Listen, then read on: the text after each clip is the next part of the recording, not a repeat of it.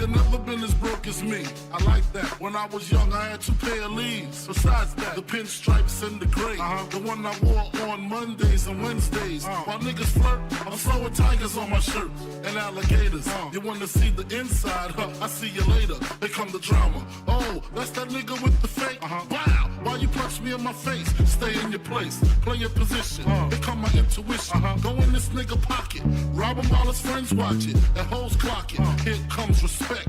His crew's your crew, or they might be next. Look at they man, big man, they never try, so we roll with them. I stole with them, I mean loyalty. Niggas bought me milks at lunch. The milks with chocolate, the cookies, butter crunch, 80.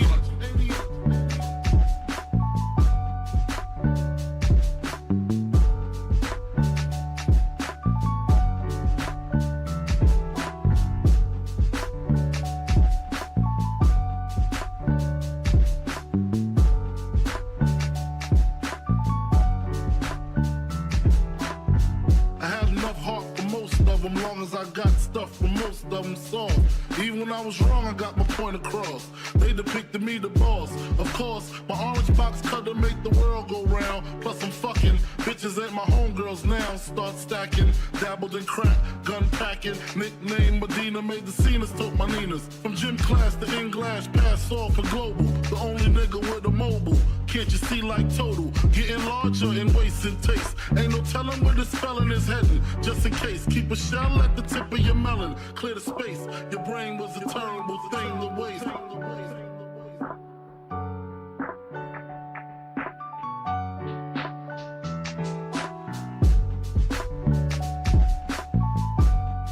Realizing to master enterprise, and I ain't have to be in school by 10. I then began to encounter with my counterparts on how to burn the block apart.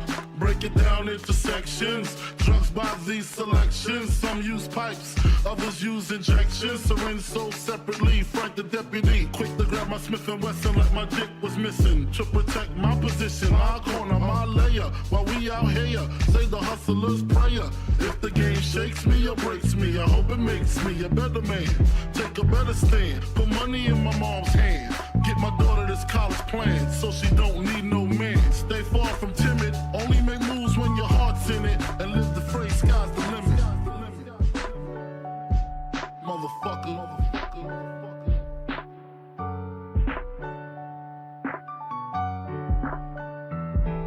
88.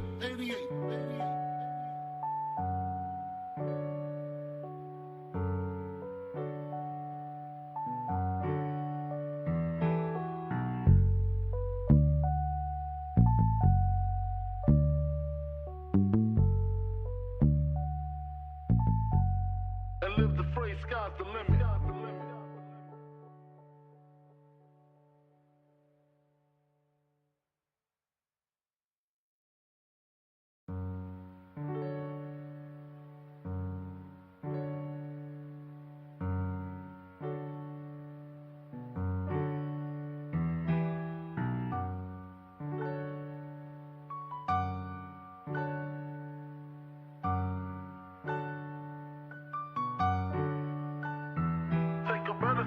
Put money in my mom's hand.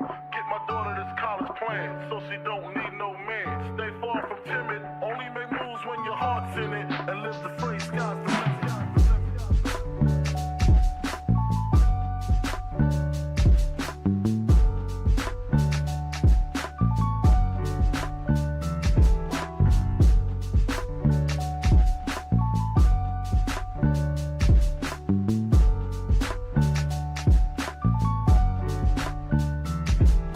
Never been as broke as me. I like that. When I was young, I had 2 pair of leaves. Besides that, the pinstripes and the gray. The one I wore on Mondays and Wednesdays. While niggas flirt, I'm throwing tigers on my shirt and alligators. You wanna see the inside? I see you later. They come the drama. Oh, that's that nigga with the fake. Wow, why you punch me in my face? Stay in your place, play your position. Here come my intuition. Go in this nigga pocket, rob him while his friends watch it. And hoes clock it. Here comes respect.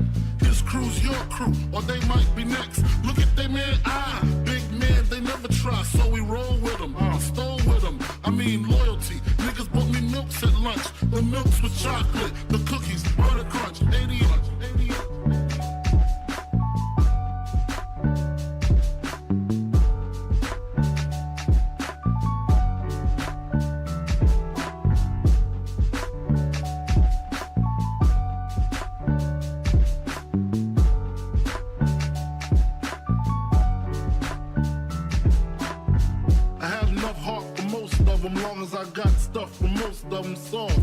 Even when I was wrong, I got my point across. They depicted me the boss. Of course, my orange box cutter make the world go round. Plus I'm fucking bitches ain't my homegirls now. Start stacking, dabbled in crack, gun packing. Nickname Medina, made the scenes, took my Ninas. From gym class to English, pass off for global. The only nigga with a mobile. Can't you see like total? Getting larger in waist and taste. Ain't no telling where this spelling is heading. Just in case, keep a shell at the tip of your melon. Clear the space. Your brain was a terrible thing to waste.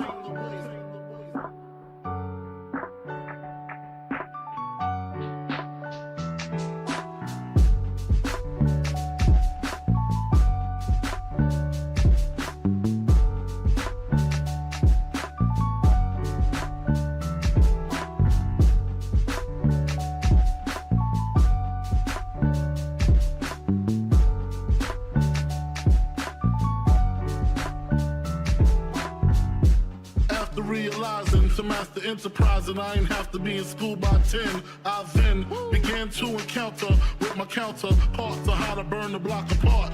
Break it down into sections. Drugs by these selections. Some use pipes, others use injections. Syringe sold separately. Frank the deputy, quick to grab my Smith & Wesson like my dick was missing. To protect my position, my corner, my layer. While we out here, say the hustler's prayer. If the game shakes me or breaks me, I hope it makes me a better man. Take a better stand, put money in my mom's hand. Get my daughter this college plan, so she don't need no man. Stay far from timid, only make moves when your heart's in it. And live the phrase, sky's the limit. Motherfucker.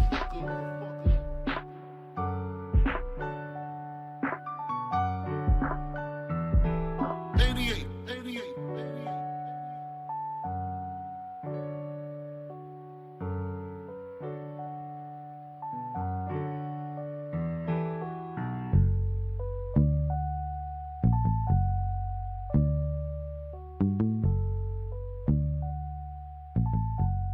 And live the phrase, sky's the limit.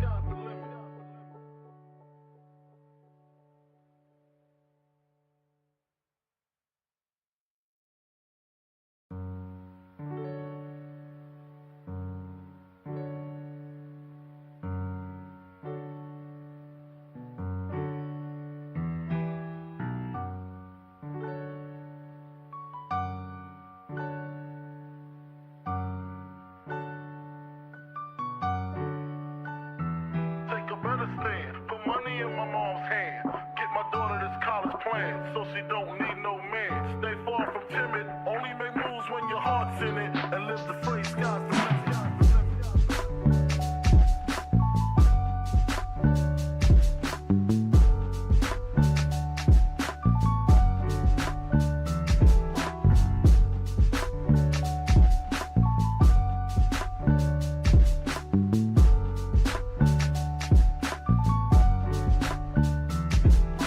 Never been as broke as me. I like that. When I was young, I had 2 pair of leaves. Besides that, the pinstripes and the gray. The one I wore on Mondays and Wednesdays. While niggas flirt, I'm sewing tigers on my shirt and alligators. You wanna see the inside? I see you later. Here come the drama. Oh, that's that nigga with the fake. Wow, why you punch me in my face? Stay in your place, play your position. Here come my intuition. Go in this nigga pocket, rob him while his friends watch it, and hoes clock it. Here comes respect. His crew's your crew, or they might be next. Look at they man, big man, they never try, so we roll with them. I stole with them, I mean loyalty. Niggas bought me milks at lunch, the milks with chocolate, the cookies, butter crunch, 88.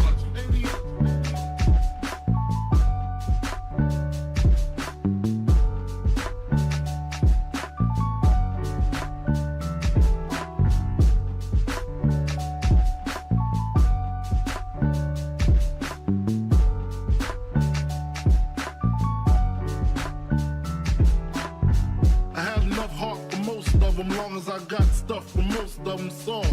Even when I was wrong, I got my point across. They depicted me the boss. Of course, my orange box cutter make the world go round. Plus I'm fucking bitches ain't my homegirls now. Start stacking, dabbled in crack, gun packing. Nickname Medina, made the scenes, took my Ninas. From gym class to English, pass off for global. The only nigga with a mobile. Can't you see like total? Getting larger and wasting taste. Ain't no telling where this felon is heading. Just in case, keep a shell at the tip of your melon. Clear the space. Your brain was a terrible thing to waste.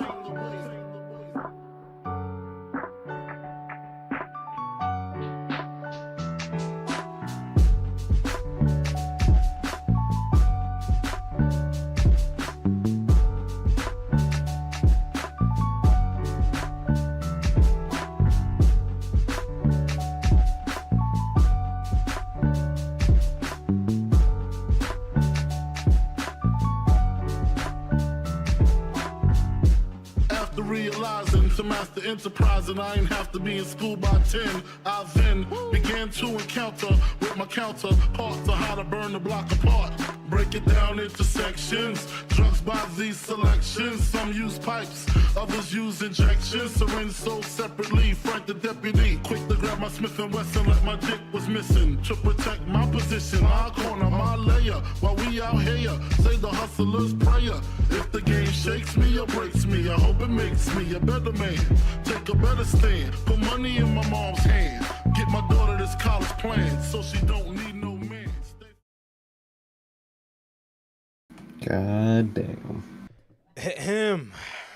God damn is right.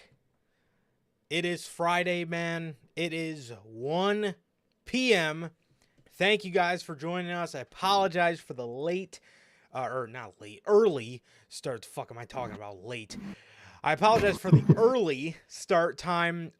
We did say on Monday that in the intro that we would be going on at 1 p.m. on Friday. So we're here at 1 p.m. Central on the Friday, man, for the news. How's everybody doing? Thank you guys for joining us again. I apologize for the early start, but yes, SmackDown is on right now. I'm currently seeing spoilers. Man. So, yes, it's looking interesting. I won't say anything just for the sake of anybody in the live chat that does want to catch SmackDown in whatever time slot it's in by you. So won't be talking much about SmackDown. I have seen some spoilers though. Definitely correct on some predictions on there, but yeah, man. So,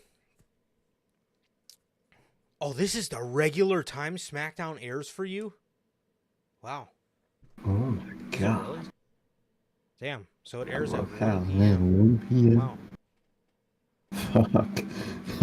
That's gotta be fun. Yeah, no kidding. But yeah, man. So without any further ado, I guess let's just go ahead and hop right into the intro, man. Not waste any of your time. We got a bunch of good stuff to talk about, man. So yeah, what is going on, everybody? We're back with yet again another edition of the Notorious podcast, man. This is episode 215 of the news, and welcome everybody to the Friday show, man. If this is your first time watching, guys, do not know how the show works. Every Monday we are on here with Notorious Unscripted, and every Friday we are on here with the news, man. If you guys did miss this past Monday's edition of Unscripted, episode 196, has WWE struck gold with Red Gable. Sorry guys. I got my other half on a toy run right now. She just found something. Oh shit. Oh god. She found Swerve, so I'm trying to text her to get Swerve. Big emergency, guys. Yeah, title. Has WWE struck gold with Chad Gable? No. He got the title wrong. Has WWE struck gold with Otis? Has WWE struck gold with Otis? Otis. I apologize, man. Somewhere else. I'm sorry. I had to do it for the case. Guys. I apologize. My bad. All right, my bad. Had to get Swerve. She sent the pick of the aisle. She said they didn't have anything, so I was hoping she didn't walk away. So I was just texting Swerve. You have to get Swerve. So my bad, everybody. But my bad. Yes. So if you guys did miss this past Monday's edition of Unscripted, Has WWE struck gold with Otis? We talk about the sympathy Otis has been getting. We talked about how WWE may have possibly struck gold with it in this storyline with Chad Gable. Otis really tugging on the heartstrings on Monday. We talked about an episode of AEW Dynamite that was all right. That was all right. It was an all right episode of Dynamite. We talked about Tama Tonga sounding like fucking Stitch. We talked about Tama Tonga, or as Sir K likes to call him, Tonga Tonga. So if you guys did miss episode 196 of Unscripted, that's available for you guys on all platforms. That's Anchor, Spotify, Google Podcasts, Apple Podcasts, and if you want to see it first, join us right here live every Monday after Monday Night Raw for Notorious Unscripted. And with that, man, if you guys have not got a chance to pick up some of the official Notorious Heels podcast merchandise, you guys can now find this live on the merch shop. That is bonfire.com. Link is at the top of the description of this very video. And in either mine or Case social media pages, man. Very easy to find. You guys can get all 8 of these beautiful, beautiful designs. The very best in the IWC. Available on the merch shop for you guys, man. Again, that is bonfire.com. Like I said, link is at the top of the description of this very video. And yeah, man, all 8 of these beautiful designs and more available at Bonfire, man. And with that, if this is your first time watching and you guys do not know who we are here at the Notorious Heels podcast, I am Johnny Mayhem, one half of the host of this very show. And as for the other half, we got my man, Sir K here. How the hell are you doing, man? I'm doing good, man. Doing good. Just been chilling out, man. Just been chilling out. Big weekend finally here, man. One of the big double weekends. Yes. And I'm excited, man. It's gonna be a fun Friday, Saturday, and Sunday, man. I'm excited, man. I'm excited. But gonna be a good weekend, and I can't wait, man. I can't wait. But like Durante always asks, how's life? How's the family? Life's good and the family's good. How is everybody doing in the live chat? Durante, of course. Bell, Logan, Gotti, Call of Zombies, Man Ray. How are all you guys doing? And anybody comes in later or watches the replay, man, how is everyone doing? And what about you, bro? How are you doing? Man, I'm doing quite good, man. I'm doing quite good. Pretty hyped now that I've secured a Swerve Strickland, so I'll be able to put that on the shelf sometime. Just been hunting and stuff. Just been hunting for some figures, bro. Look, it's trying to complete my house of black and finally got the Swerve. So figure collecting is going great. But other than that, I'm doing good. As Toronto always asks, I'm doing good. Family's doing good. What about you, Durante, Logan, Bell, Call of Zombies, Gotti, Man Ray? How the hell are you guys doing? And thank you guys for being here as always, man. And yes, appreciate you guys for being here as always, man. Look, man, Durante's already modding his ass off, man, and Bell did not catch the rest of Monday's episode.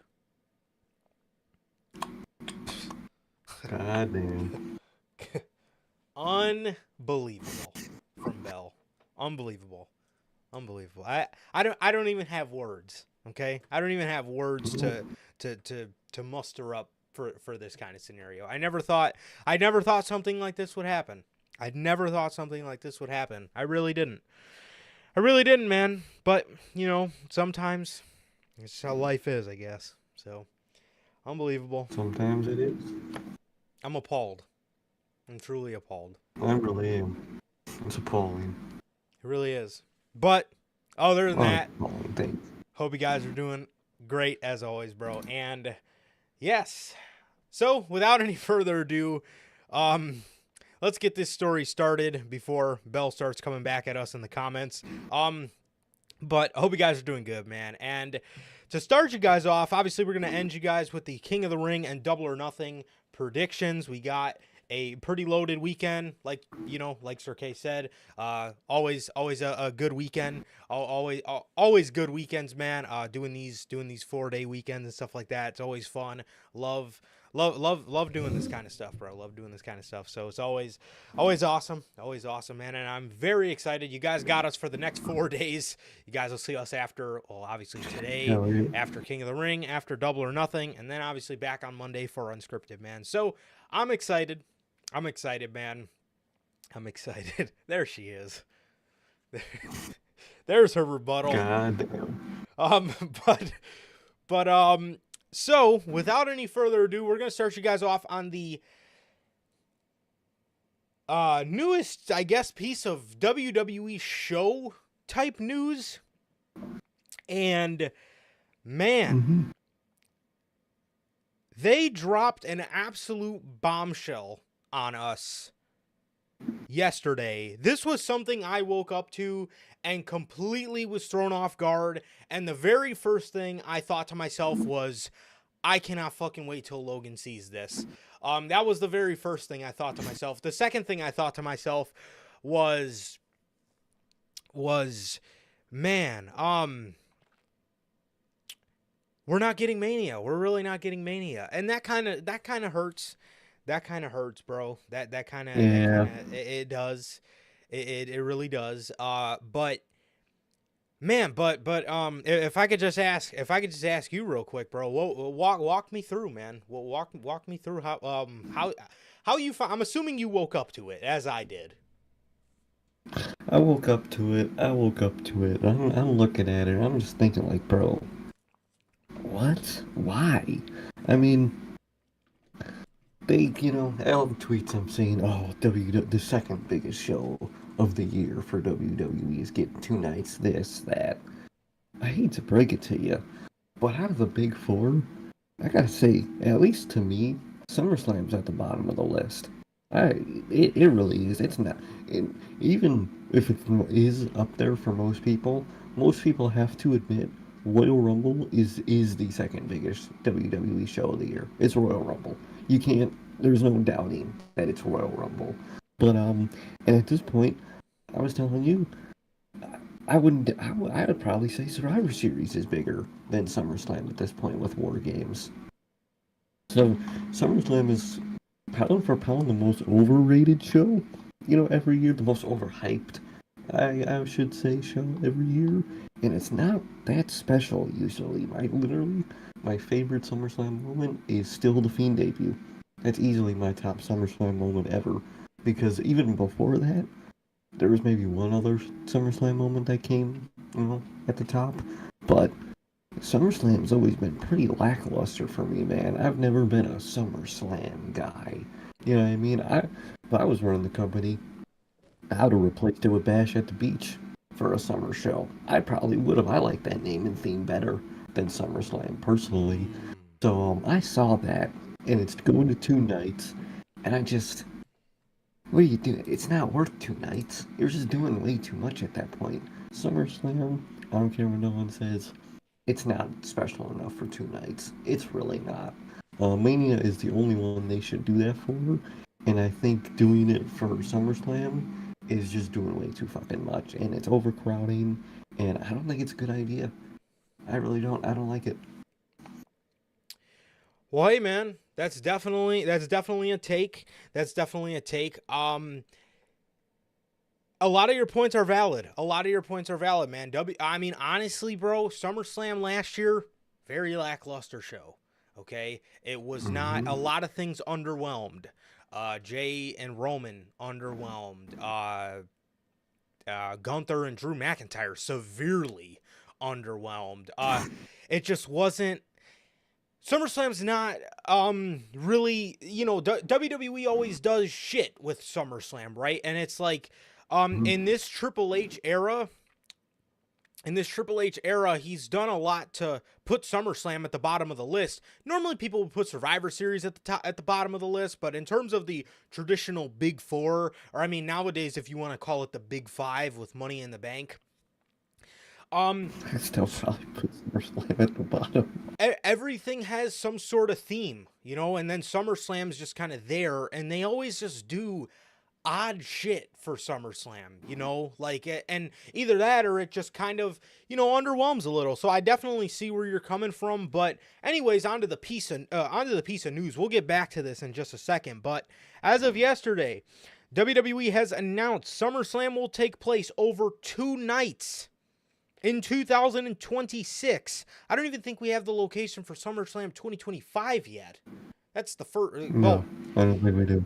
The show will emanate from the U.S. Bank Stadium in Minneapolis, Minnesota on Saturday, August 1st and Sunday, August 2nd, 2026. So, from a creator's perspective, I obviously like the move because, you know, that means you guys get us, you know, that's another 4-day weekend for you guys, right, in 2026. However,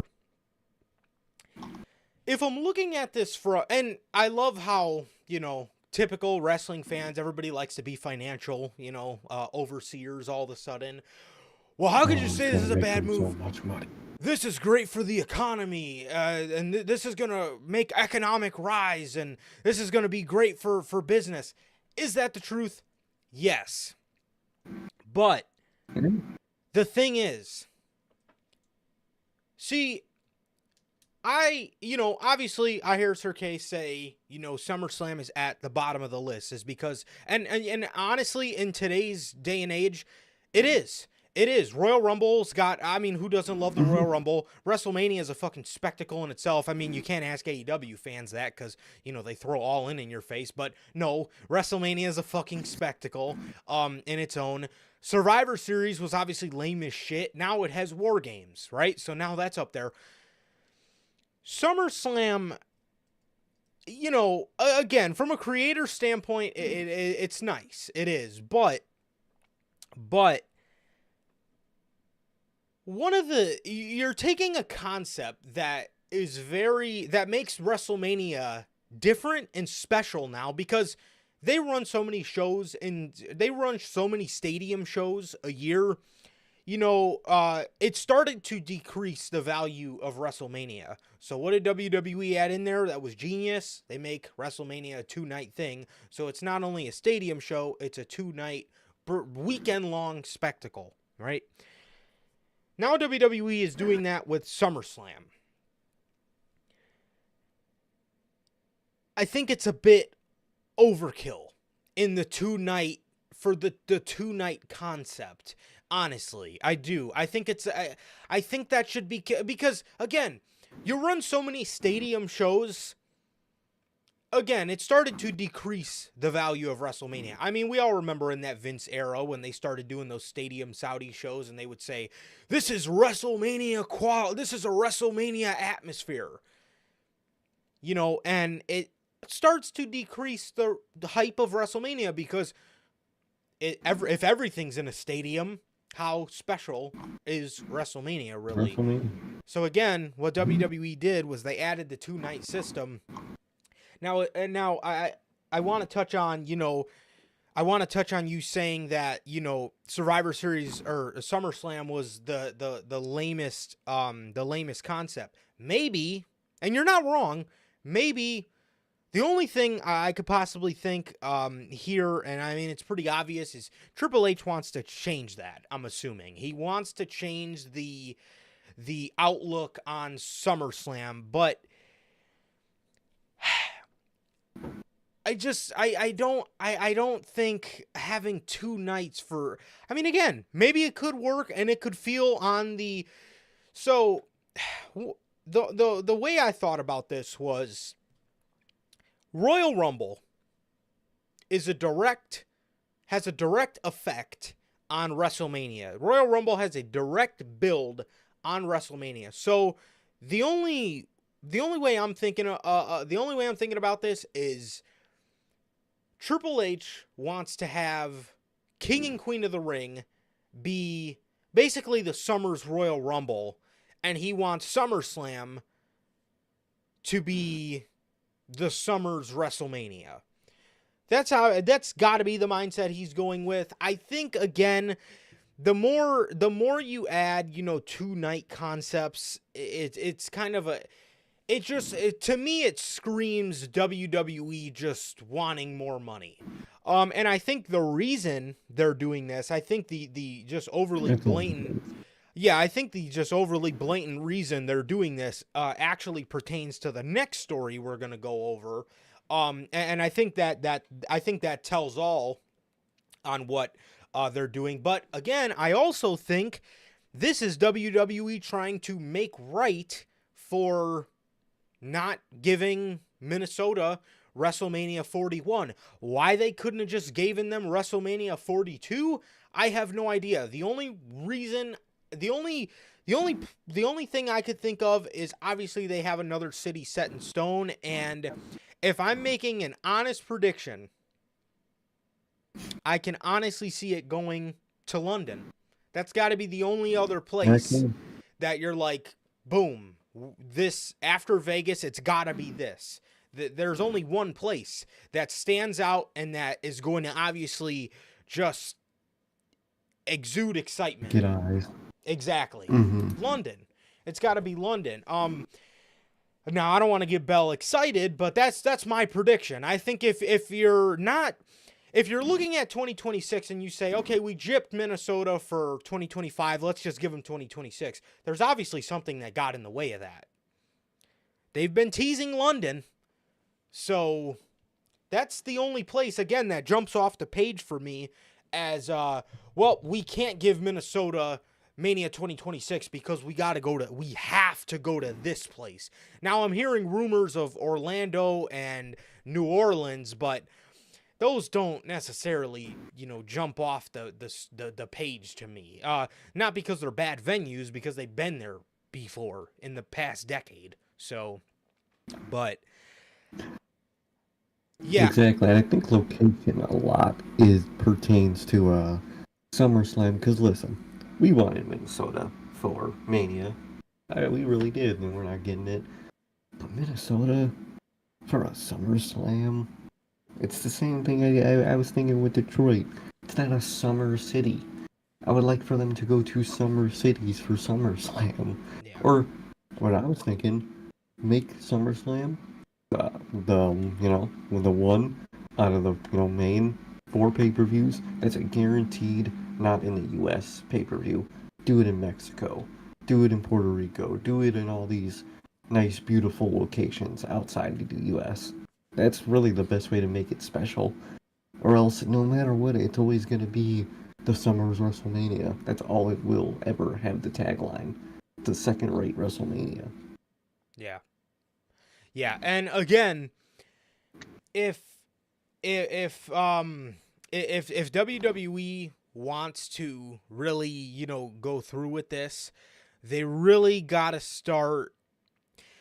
And again, it's not that they don't put good shit on SummerSlam, but it's got to start feeling like a bigger deal. It's got to. It can't.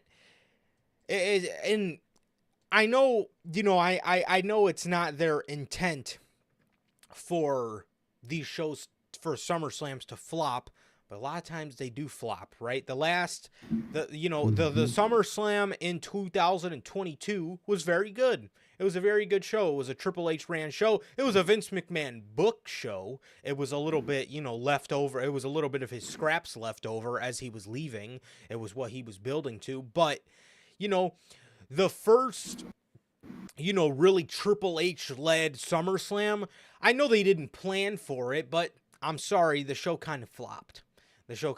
And, that's one thing that plays to its hindrance as well, and that's, kind of one thing that's gotta go away. So hopefully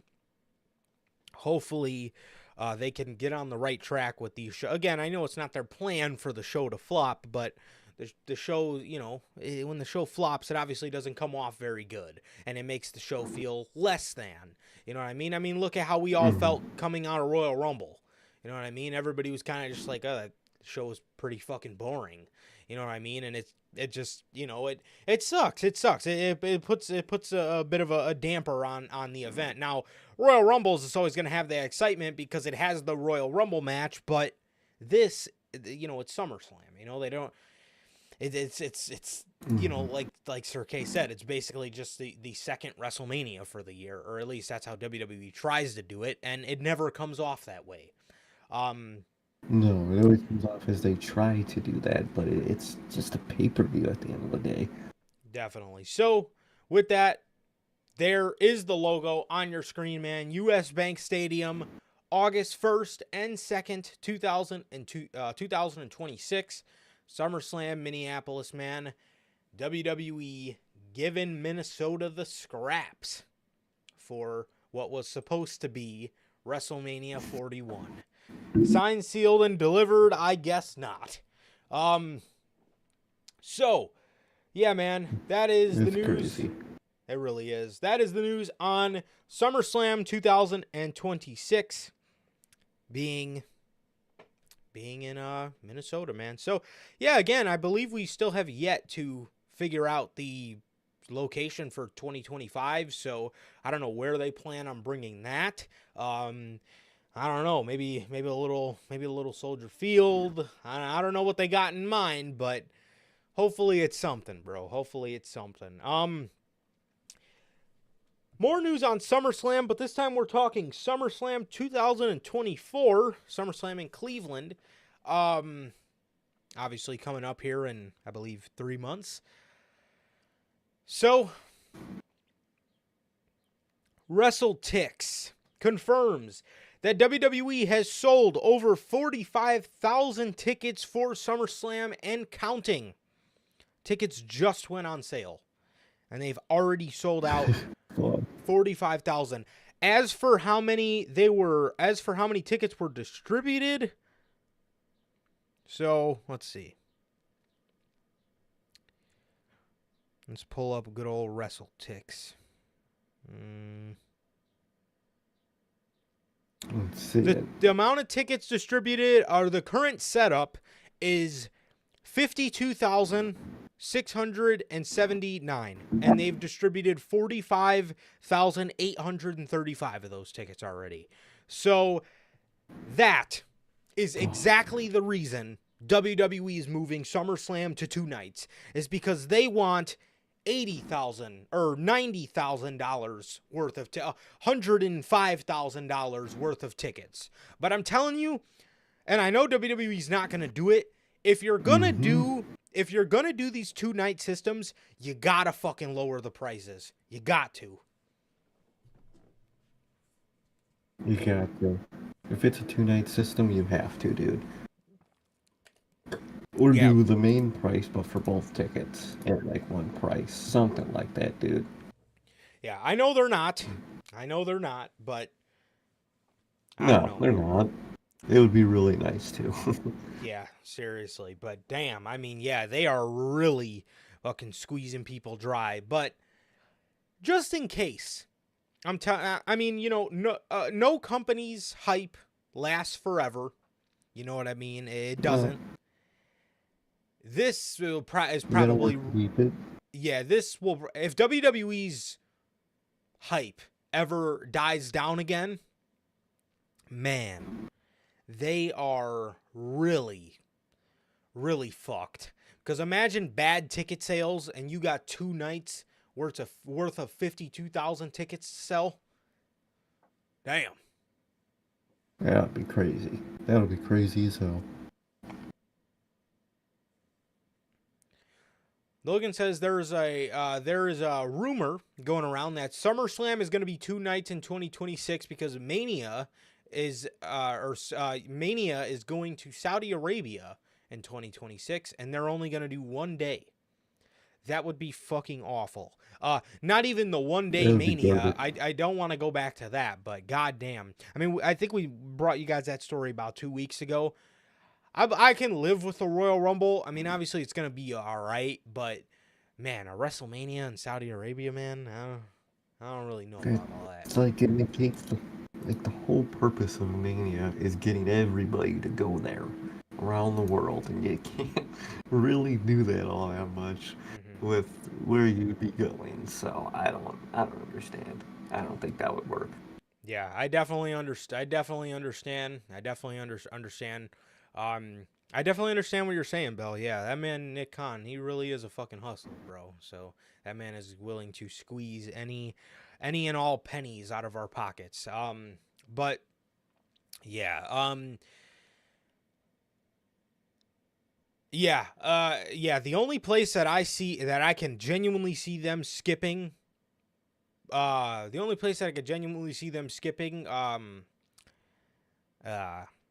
Minnesota for WrestleMania 42 for, it's got to be London. That's the only place It has that to jumps be. off the page. That's like, whoa, that's gonna be like a huge headline. Like that's WWE in Saudi Arabia is gonna be a comedy act whenever that fucking or No. WrestleMania in Saudi Arabia. I mean, that is gonna be a comedy fucking article if I ever seen one. People are gonna be clowning on that like crazy.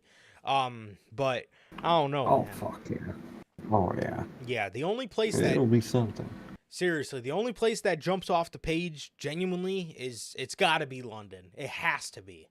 Which if that's the case, Mhm. I'm excited. I'm excited for you guys, man. But Definitely. speaking of the same interview that Triple H did, well, the interview after, the little I guess press, not a press conference, but I guess just a little live show interview, something maybe. He talked about the King of the Ring. He talked about the King of the Ring, man. And Triple H reports from Jeddah, Saudi Arabia, at the WWE Experience. He stated that the winners from Saturday and Sunday, or from this Saturday's King and Queen of the Ring tournament, the winners from the King and Queen of the Ring tournament finals will secure a championship opportunity from their brand at SummerSlam. I like it, but it's lame. What do I like? Mhm. I like that they get championship opportunities. What do I not like? The fact that it has to be on their brand. Because I wanted a loophole to get Gunther to Cody. That's just me. That's just me trying to protect Cody from The Rock. But now that this has happened, I genuinely think Randy Orton might win King of the Ring and go on to fight Cody Rhodes at SummerSlam. So it does suck because Gunther's going to have to run this whole tournament just to lose. But at the end of the day, I don't really see Gunther factoring into the world.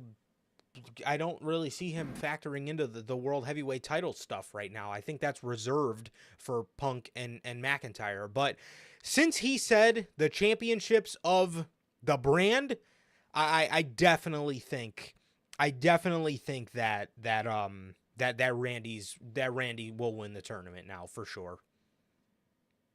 100%, man. 100%. Yeah, I like, like you said, I like the idea that, you get a guaranteed title shot.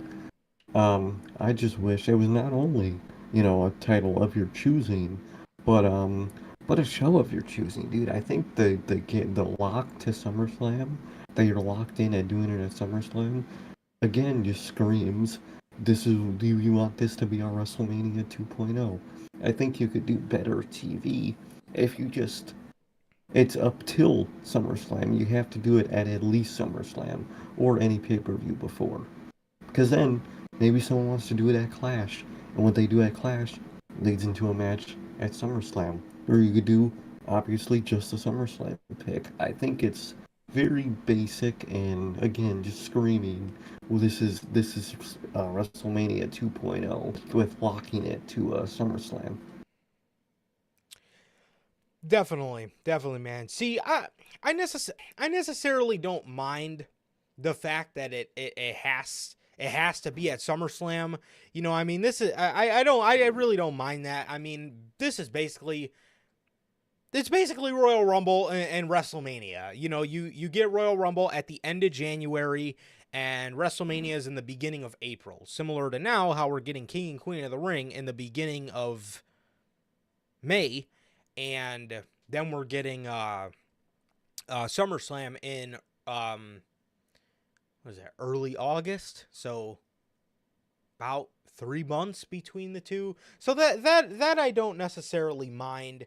That I don't necessarily mind. And you know, like I said, maybe this does mean good things for SummerSlam, as maybe it can give it a little bit of purpose, as you know, you actually have to run a whole tournament to get to SummerSlam. So I want to give it a chance, honestly, bro, and see how all this comes off. See how all this comes off, because again, SummerSlam really has never had anything to it. Now that we're getting something in the summer that actually builds to SummerSlam, this is something I've asked for years. This is something I've asked for years. Again, I don't know about doing the 2-night system, but this is something I've asked for years, in terms of SummerSlam, or King of the Ring in the middle of summer. Winner of the King of the Ring gets a world title shot at SummerSlam. I necessarily don't mind that, man. Again, this is something I asked for in the Vince era for forever, because of how pointless the summer was. So I really don't mind it, man. I really don't mind it. The only thing, again, like I said, I do mind here is the champions being tied to their brand. I don't really like that. I don't know why, you know, again, if Randy Orton wins, you should be able to tease, like, oh, is he gonna go after fucking Damian Priest? I fucking hope not. But is he gonna go after Drew McIntyre? They got a little bit of history. You know, maybe you could play to that. You could play to Orton being like, okay, I might go after the World Heavyweight Championship, but at the last second, you know, he fucking RKO's Cody out of nowhere, and they build to that. Like, have fun with it. Have fun with it, man. So that I don't necessarily do like, but I really do like the concept of King and Queen of the Ring, and King and Queen of the Ring being the show that maybe gives SummerSlam a little bit of purpose. So this is something that I actually do. I do like. Again, like I said, I don't know. I don't really know all too much about this 2-night system, but in terms of the just purpose behind it, I like it. I do.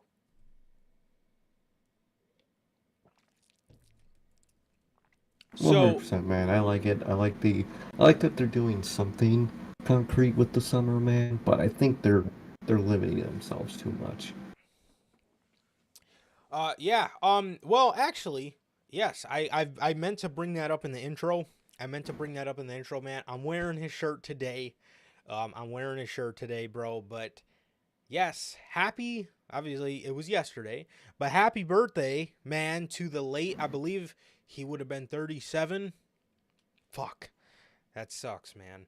I believe he would have been 37, but the late and the great Wyndham Rotunda, bro. Happy birthday to Bray. Obviously, like I said, I had to wear his stuff today, man. It sucks. It sucks, man. It really does. It's still, again, there's still like little pieces of me, man, that really just doesn't believe that the man is gone, bro. But yeah, Wyndham, bro, we miss you dearly, and I wish you were a part of everything going on right now. But man, happy birthday to my man Wyndham. Happy heavenly birthday, man. So yeah, truly the fucking the legend, bro. He really is. Truly, bro. Happy birthday, man. It's we miss you, dog. We do. I still can't believe it. Seriously. So, yeah, man, that is the news on King and Queen of the Ring being King and Queen of the Ring getting guaranteed shots at SummerSlam, bro. So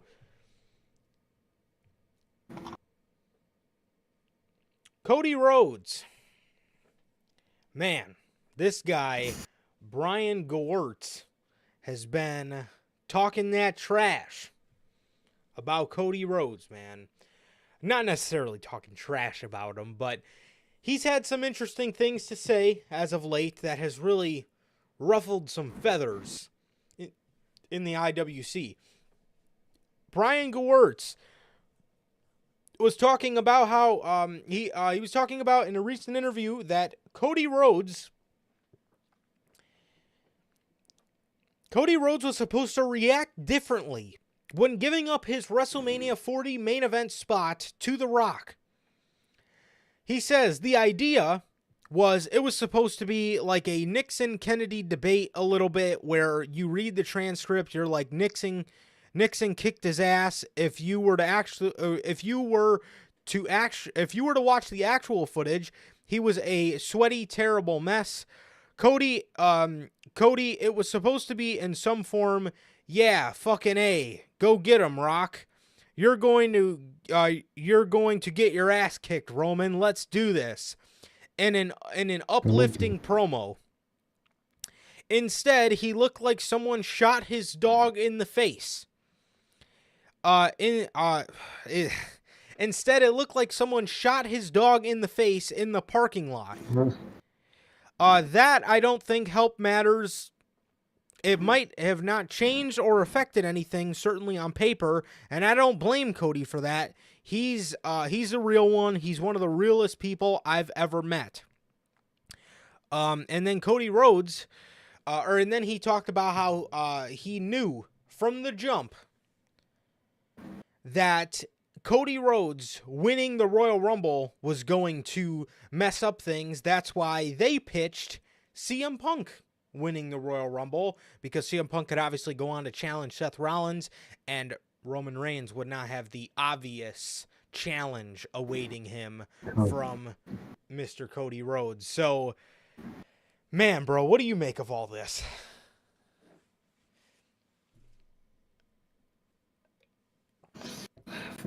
What did he want Cody to do? Oh, thank you, final boss. Thank you. Go take my spot.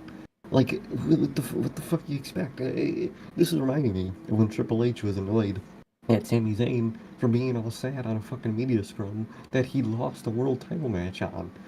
Of course you're gonna be fucking sad. And here with Cody, obviously you're not gonna be fucking, oh, go get him. No, you're fucking taking my spot that I fucking earned, you fuck. I don't get that, man. I don't get that. I don't know what he thought would have happened. Well, who in their right mind would have happily gave their spot on?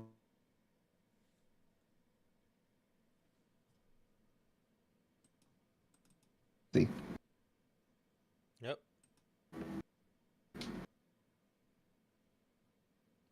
Ah, there he is. He's back.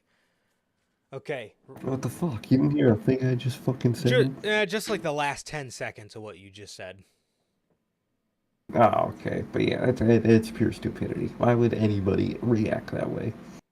I have no idea. I have absolutely no idea. That was one of the dumbest things I've ever read. Instead, he looked like someone shot his dog in the face.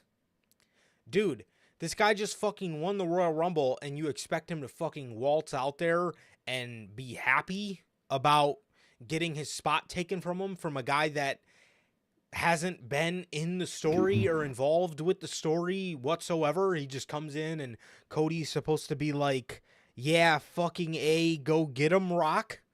What? Oh. I mean, it really goes to show the fucking delusion on the Rock's What an team. idiot. It really goes to show, like I said, it really goes to fucking show true delusion. Dude, they're such idiots. Yeah, it really goes to show, like I said, just the delusion on the guys, on the guys, in the guys' team, bro. I mean, how did you think that was gonna go at all? Like, Yeah. I don't know. Like You're I said, lucky Cody did and said what he said then. seriously, man, it really goes to show. It really goes to show how much The Rock loves to glaze himself and loves to think that he's the better option and everything. Truly. I've also been hearing that Triple H and Roman Reigns specifically were against the idea of The Rock winning the title at WrestleMania 40 and retiring, or not retiring relinquishing the title. Women themselves were against that idea. Good Lord. No, exactly. Fucking insane, dude.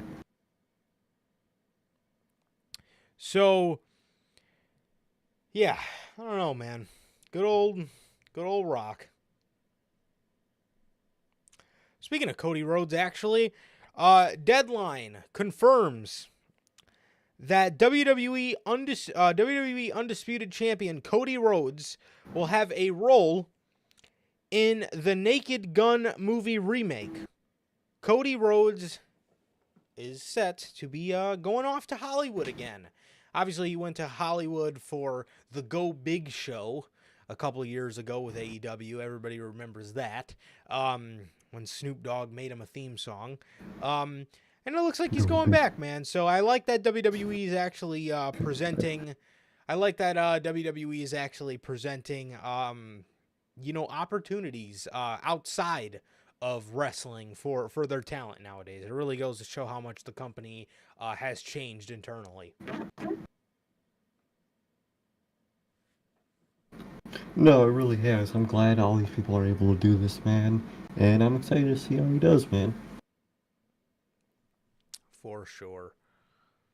For sure, man.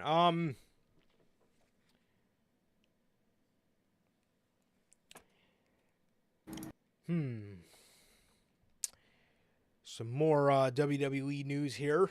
TKO president Mark Shapiro confirms that they will be doing documentaries on WWE superstars as a part of their deal with Netflix coming next year.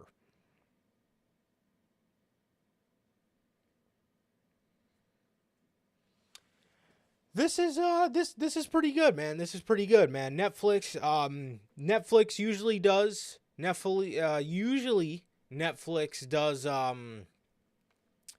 a pretty good job with their documentaries and all that type of stuff. So I'm very excited to see what they can come up with for some WWE people. A&E does really good ones. The WWE Network had really good ones as well.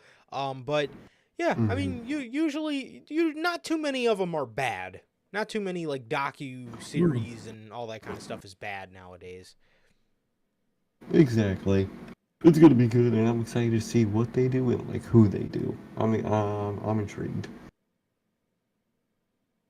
Definitely, man. So, yeah. Oh, not to mention Peacock as well. They do very good ones. Yeah.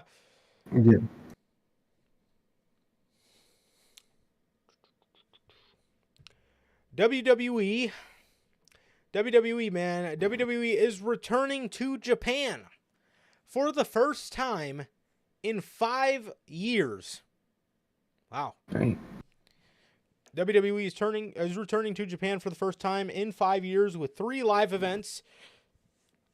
So obviously this is nothing televised. This is just WWE headed back to Japan. I can't 2019. I remember them going to Japan back in like 2015.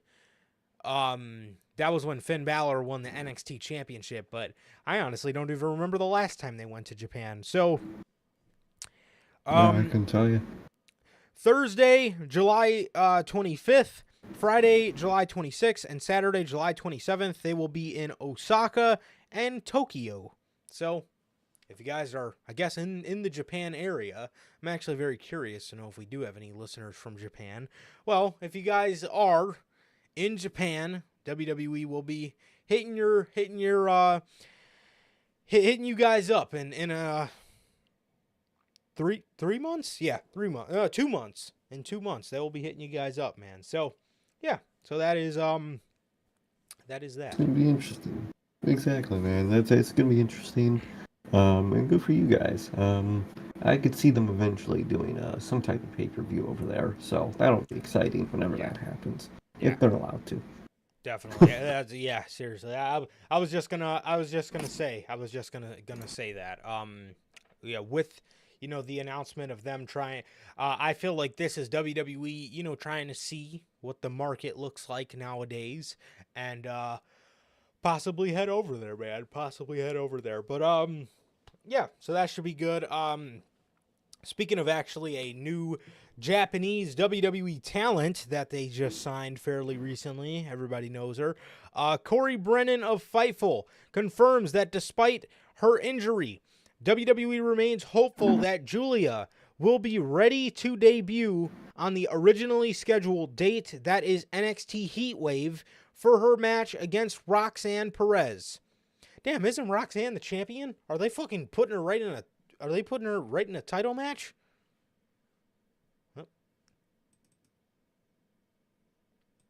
Well, as we wait for Sir K to come back, yes, they did a very low key event in Japan a couple years ago. I think it was called Beast in the East. I think that was 2015, and that was the one that had like Brock Lesnar versus Kofi Kingston. And then that was the one with like Finn Balor and Kevin Owens. So there he is. He's back. So, dang, I think the storm's hitting you, man.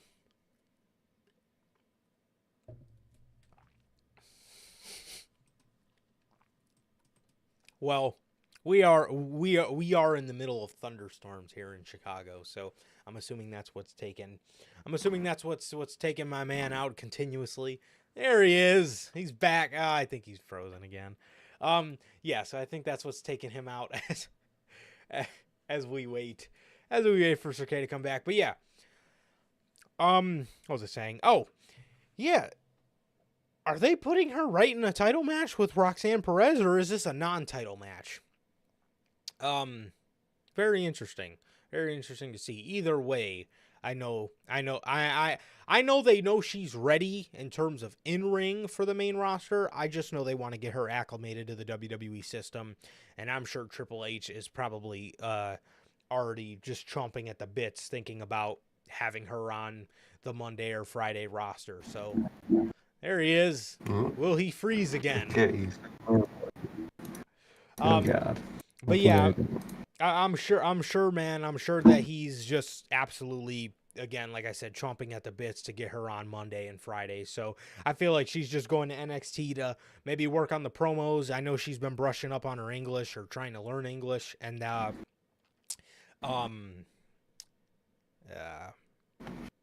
just get used to that WWE system and all that type of stuff. But I'm sure she'll be up on the main roster within a year. Definitely, man. Definitely. It's looking promising. Hearing good things, and I can't wait to see how she does, man. I'm really curious. Definitely, man. With that, man, we got some more injury news as we move over to the AEW side of things. Eddie Kingston. According to PW Insider, Eddie Kingston has confirmed that he suffered tears to his meniscus and ACL and will require surgery. Damn. This sucks. Just sucks, man. Absolutely. Obviously, man, you never wish this kind of stuff on anybody. This absolutely sucks. This absolutely sucks for Eddie. I feel for him, man. But I do think it will be a nice break from AEW, man. He was beginning to be one of those guys that was very overexposed by Tony Khan. He started to become one of Tony Khan's favorites, so he can't get enough of him. But like I said, man, he started to become very overexposed. So this is probably going to be a well-needed break for Eddie, man. But in terms of the injury itself, this absolutely sucks, and obviously you never wish this kind of stuff on anybody, man. And I wish him a very, very, very speedy recovery. Truly, man. Truly, I hope everything goes well for him. I was hearing around like 10 months. It'll take him, so that fucking sucks, man. But hope everything goes well and fast, and can't wait to get him back. Definitely. Definitely, man. More injury news. Bianca and Jade versus Candice and Indy is added to the pre-show for tomorrow. Interesting. Look at that. More injury news. According to Fightful,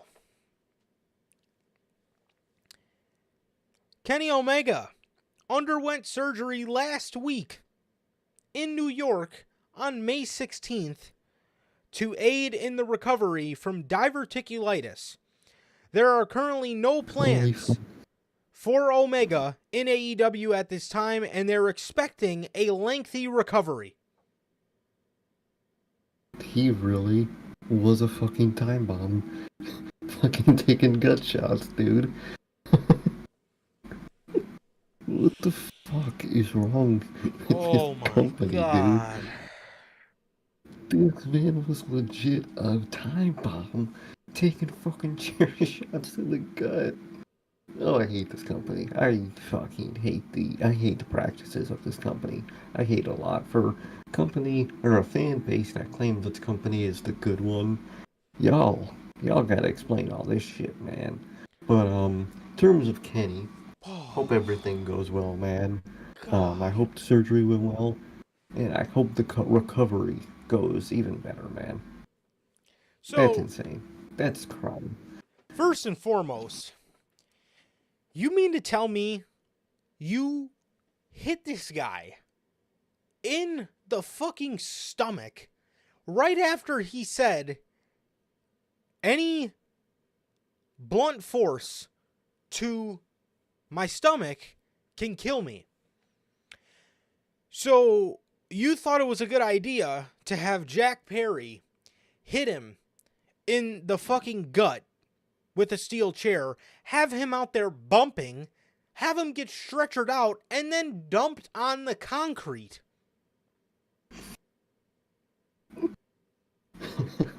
Holy fuck. Dude, this company, dude, something's gonna happen. And one of these companies, more than likely, gonna be AEW, where someone's gonna get real hurt on TV, on pay-per-view, on something. And it's gonna change everything. And it's gonna happen, dude. That's the only way this shit's gonna change. Dude. I mean, has Tony Khan never... I mean, he grew up rich, but has Tony Khan ever heard the fucking saying, fuck around and find out? If you keep fucking around, he's eventually going to find out. And then the other thing in here that there are currently no creative plans for Omega, and they're expecting a lengthy recovery. So again, who thought it was a good idea to have him go out there and fucking tell Okada, well, hey man, give me a couple months and I'm going to be back? Why would you... Gonna be a couple of months. You just proved to me and everybody else that has a brain, the whole appearance on Dynamite was fucking stupid. What was the point of having him out there? Literally, for no reason. Not even, like, we were making jokes doing, like, the Will Ospreay, oh, we'll face each other in a couple months. No, we'll probably see this motherfucker all in 2026, bro. Are you fucking see you in 2 years, serious? bro. Oh my god. I guess he was... I don't know if maybe Kenny only counts by the months, but... Yeah, I don't know. I don't know if he doesn't count by years. Maybe that's why he said a couple months. But if you're expecting a lengthy recovery, did you really fucking need Kenny Omega to do all that? Yeah, I know Tony Khan will have him wrestle anyway, so it's not like it's gonna matter to TK. Oh, Bell, I'm telling you, bro. If WWE goes to Wembley, those AEW fans are going to be so upset, because I know what the AEW fans are saying now. They're saying there's no way that Wembley bids to WWE. Bro, if the fucking mayor wants WrestleMania and WWE says we want Wembley, do you think the fucking mayor of London is going to say, no, nope, that's AEW's, that's it, nope, as if they own the fucking arena? or the stadium. Especially when it comes to ticket sales. Me and you were last night we're talking about the all-in ticket sales compared to the SummerSlam ticket sales. They ain't even scratch the SummerSlam ticket sale account, and they've been selling tickets since December. You think All Wembley's gonna in, run a repeat of man. this? All in is sold 40,000. SummerSlam has been on sale for probably like a week and sold 45. And those tickets have been on sale Like, since come on, bro. fucking August, or not August, December of last year, 2023, December. Come on, man. That's insane, bro. Come That's on, insane. bro. Was it really fucking worth it? Or do you have that little faith in keeping the faction going? I mean, you should, because you suck at it, but dude, you can fucking drag this elite shit out until Like, and even if it's not, and even if he's not a part of the elite, just fucking do Kenny and Okada when he gets back anyway. like you're gonna do it no matter what. I know you're gonna do it because you're a mark. So just fucking do it anyway. Like, I don't get it. I don't get it. All you got to do is consistent booking and you'll be fine, bro. You booked Kenny Omega. What is it? Yeah, exactly. You booked Kenny Omega just fine when he was heel with the Young Bucks as the world champ. Just do the fucking same thing with Okada. Just keep him on a constant. You keep it going. Just keep it going.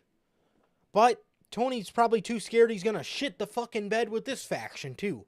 Which, I mean, he should be very afraid, but was it really fucking worth it?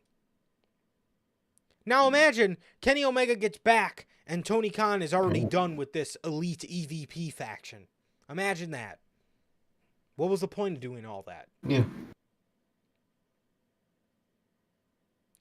Like, you did it for nothing. Then he just has to bring it up sideways and just never mention it again. so fucking ridiculous and very irresponsible. Very irresponsible on Tony Khan's part. Letting, again, like I said, man, letting this man go out there and tell everybody right there, any blunt force to my stomach can kill me, and then you have him, you know, take a chair shot to the stomach. Nice. What a fucking joke. Fucking nice. God. So, with that, I know we were just talking about All In, but to jump over to the other show for a little bit, All Out. All Out. AEW has announced that All Out has moved from Sunday, September 1st to Saturday, September 7th. And the show will be returning to the Now Arena in, the article says Chicago, Illinois, but fucking clearly somebody from Fifel doesn't know the difference between Chicago and Schaumburg. But in Hoffman Estates, or Schaumburg, Illinois. AEW All Out will be moving from September 1st to Saturday, September 7th. AEW is expected to announce this change imminently and has moved the show due to fans saying All In and All Out were taking place too close together. Rampage and Collision will also be live that Friday night. Well, Bro, what did you expect? It's the first time. seriously. First and foremost, I'm very glad the show is moving away from Labor Day weekend. That's the first thing. And that is a long fucking time coming. Actually, let me just make sure. Let me make sure Labor Day's on September 1st. Usually it is, but yes, that is okay. So I'm very, very proud of them for moving away from Labor Day weekend because, for the love of God, I hated I hated it on that weekend. It is so hard to get off that weekend. It's ridiculous. It is fucking ridiculous, man. I know they did the United Center last year. I don't know if they figured, maybe we should, maybe Tony Khan's beating himself over the head thinking, man, we should have went to the United Center in 2021 when we probably would have sold the fucking building out 20,000. Now, last year when we went in the United Center, there was a lot of empty seats. That's because we're getting the scraps from All In, and this show isn't treated as your biggest show anymore. It's not. It's a show that you have that you might as well take off the calendar at this point. I'm glad. Yeah, I'm glad that they added a week to obviously play for a little more build. I mean, that's not really much build to go off of. Now you got 2 weeks as opposed to, you got 2 Dynamites as opposed to 1. But I don't know. I mean, it's all right. It's all right. That I honestly, either they're going back to Hoffman Estates at the Sears Center for the 5-year anniversary of the show, or they're going back because they couldn't sell out the United Center. It's got to be one of the two, because I know he went back to MGM Grand this year because, it's the 5-year anniversary of Double or Nothing. So I don't know what played to it, but I'm just so happy they moved this off of Labor Day weekend. I fucking hated. I mean, this is Memorial Day weekend, and we're doing a we have a Double or Nothing show, and WWE decided to tag along too. So it always sucks getting these shows off, but make it happen. Exactly, man. Exactly. I'm glad they're moving weekends. That's good. Something they should have done in the fucking first place. But finally doing it. And it's moving arenas. Obviously, they ain't built for the UC no more. They're just not. Financially, it'll never work. They will never get enough tickets. But now they're back to the shit. I mean, the Now Arena, and it is what it is. It probably won't be. There's a very, very, extremely little chance we'll be going to that show anyway. So, it is what it is, man. It is what it is, finally, but they could have done this years ago. Definitely. Yes, I believe Bash in Berlin will be staying on that weekend, so WWE kind of did get catfished out of there. Yeah, because WWE only goes to compete with AEW, but AEW's moving off the weekend. Maybe they don't want to get outclassed by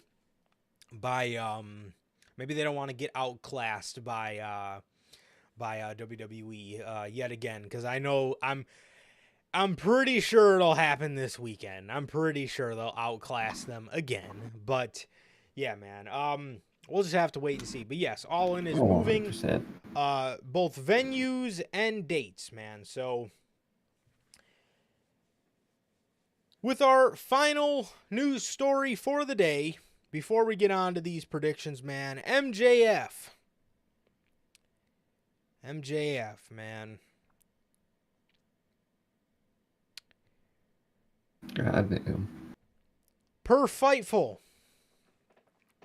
MJF could possibly return at Forbidden Door on Long Island. But there is a chance it could be sooner.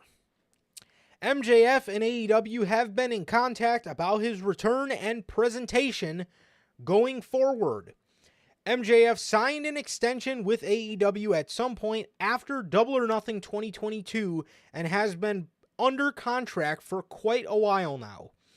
MJF, which obviously made MJF one of the highest paid people in AEW. I'm not gonna lie. When I heard about, MJF and all his injuries, man, I thought this man was going to be out of action for over a year. Or at least about a year. I thought he was going to be out of action. I really thought he was. Yeah, I thought he was going to be out of action for quite some time, man. Yes, yeah. Gunther. Yes, Gunther he has done it before on multiple occasions. He stole the thunder from AEW, but I don't know, man. What do you guys think, bro? Do you guys think we're gonna see the Saudi Arabia crowd outdo the Double or Nothing crowd for the second year in a row? Who? I don't know, dude. I think they're gonna do all 3,000 of them. I could see it. I could very well see it, man. But I thought he was going to be out a very long time. The fact that he's not is very surprising, and it's awesome. It's an awesome thing. I love that he's getting back, and this only means bad things for the Undisputed Kingdom. You might as well rip up Wardlow's contract and send him to fucking Orlando first class. Mm-hmm. Because it is game Exactly. over. Send him on that fucking Taylor Swift private jet straight to Orlando, man. Yeah. Because that faction is cooked. So man's coming back to a war zone, but I'm excited to have him back. I love MJF, one of my favorite people in the company, and I can't wait to get him back, man. It's gonna be great. Definitely, man. And to address Belle's comment, she says, if they do, that's a sign for them to take Double or Nothing out of Las Vegas. Dude, I don't understand Tony Khan's just idea Obsession. with fucking traditions. I mean, dude, look at all the money WWE's making by exploring new options. You don't think people in France would come out to an AEW show because they've never seen these people before? You don't you don't want to explore that? You don't want to go to, you want to go to the same fucking place in London, and other than that, I mean, you go to like the same places in Canada. Dude, you don't want to go to Mexico, you don't want to go to fucking Japan, you don't want to go to France, Germany, Russia. Dude, look at the fucking globe. Do you have a globe? Spin it, fucking put your finger on it, and then stop, and then go there. You'll probably get tickets. You'll probably sell tickets there. Like Wales, Africa, I don't fucking know. So, dude, there's so many places you can go to, and you pick the same fucking places every year. That's so lame. That's so many fucking places you can go to, man. Try it. Have some fun. Try places out. Puerto Rico, Spain, somewhere. China. God. Same ass places, bro. Chicago, Vegas, London. For your big pay-per-views. Same fucking spots every year. Get it the fuck out, man. Enough. As change in there, man. Seriously, as for his contract extension, I absolutely love how he cursed his boss out and then went on to sign a deal to make him one of the highest paid people in AEW. Amazing stuff there from MJF. Legendary. But yeah, with MJF coming back, you might as well kiss the Undisputed Kingdom goodbye right now, because he is going to absolutely John Cena to their nexus. Yeah, that group's dead. I mean, it's already fucking dead, but it's going to be even more dead after MJF comes back. Oh, 100%. He's going to come in and his presence is going to destroy that group. But he truly is a legend for cursing out his boss, walking backstage, and signing a probably multi-million-dollar extension. The fucking GOAT. Seriously, there's genuinely some goated stuff there by MJF, man. But it really is. As for, I believe that is it for the news, man. So that is all the news here today. I don't think anything new has came in. Since then, I don't believe so. It doesn't look like it. It doesn't look like it, man. So, yeah. Yeah. With that.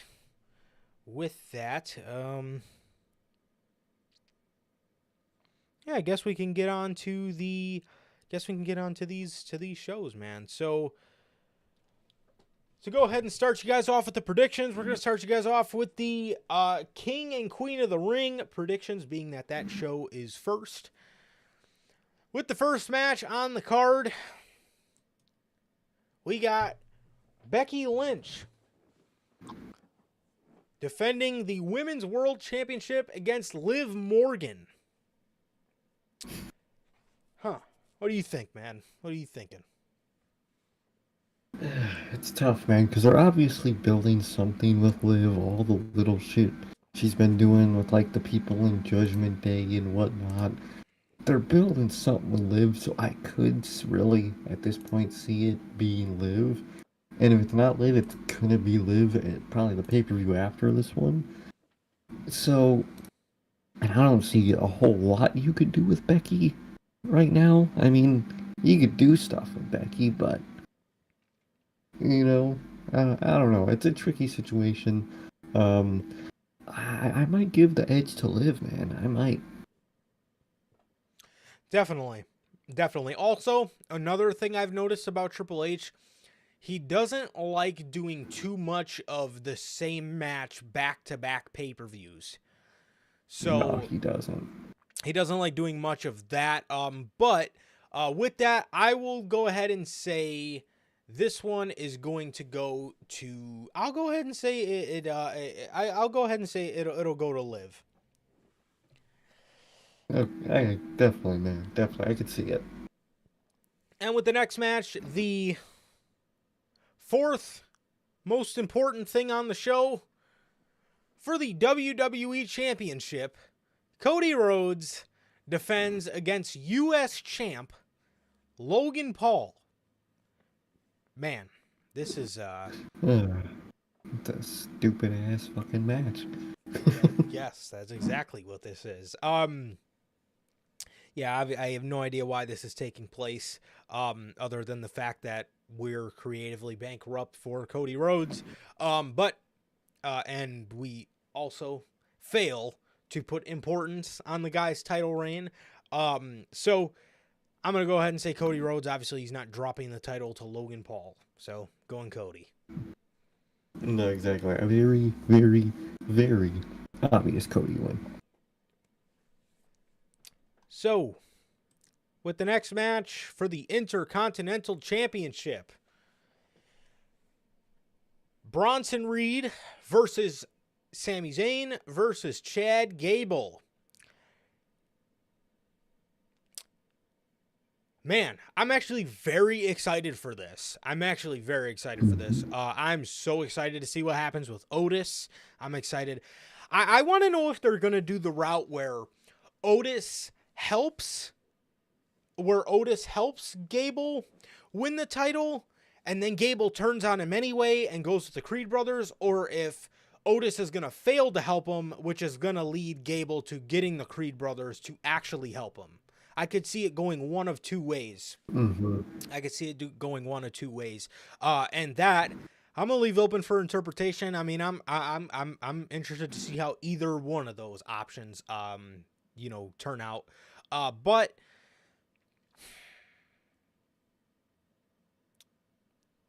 I'm gonna go ahead and say Chad Gable here. I think so. I don't know how much you could do, left with Sammy at this point. They kind of done everything with him and Gable so far that you could, really do. Yeah.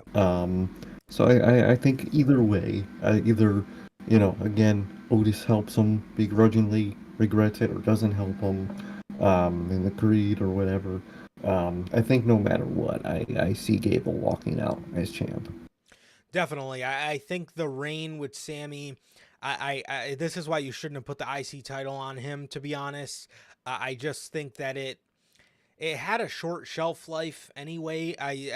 People want to see the guy as world champion. People don't want to see this guy floating around in the fucking mid card. You know what I mean? And I think it would play to his character to lose it early on so he can kind of get in his little depression again and, start building himself up for the World Heavyweight Championship like he was before Mania, Also, you can't have Gable lose too much. You can't. You can't before people just say, No, all right, whatever. I mean, this guy's just probably a never. loser. Yeah, this guy exactly. You do not, and I mean do not want it to get to that point. So I'm actually gonna go ahead and predict Chad Gable here, man. Same. So I could see Sammy, but for the sake of booking, I'm gonna go ahead and say Chad Gable. So with the next two matches, the King and Queen of the Ring finals. So for the sake of predictions, the finals, I'll give you guys a couple seconds if you don't want to hear who's in the finals of these respective tournaments, but see that well, while we wait, I would actually like to see Sammy lose in Saudi, because I feel like that could, you know, mean a lot to him on in his More. character. You know, Exactly. It'll do more for Gable and for Sammy. Yeah, definitely. Like, he beat the fuck out of him in front of his family, takes the title from him in Saudi Arabia. That'd be pretty cool, to be honest. Okay, so the Queen of the Ring finals is Lyra Valkyria versus Nia Jax. Man.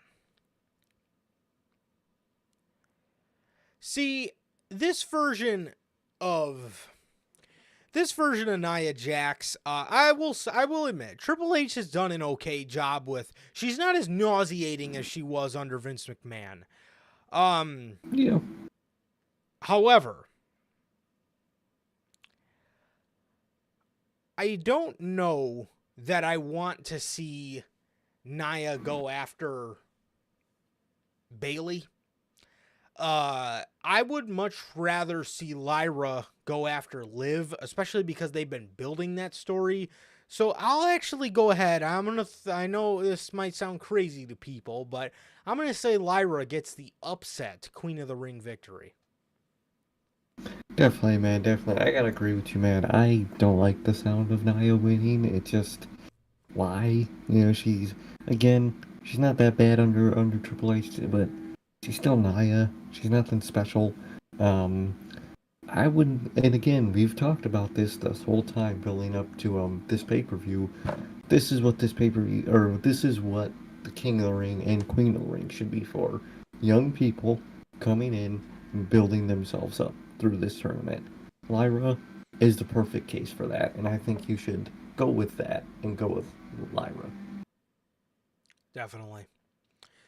Because the thing is, like I said, Nia and Bayley doesn't really sound that good to me. Also, you know, by the time Tiffany will be, you know, Queen of, or money in the, Mrs. Money in the Bank, whatever. So I don't really know too much that I want to see any sort of interactions between Tiffany Stratton and Nia Jax. You know, I don't know. Garbage. But yeah, I'll honestly go ahead and say Lyra, man. I would like an upset victory for Lyra for sure. Oh, 100%. I hope so. I hope so. Definitely. And then the King of the Ring finals is Gunther versus Randy Orton. This is interesting. If you would have asked me this about 2 weeks ago, I would have told you Gunther. And I would have I would have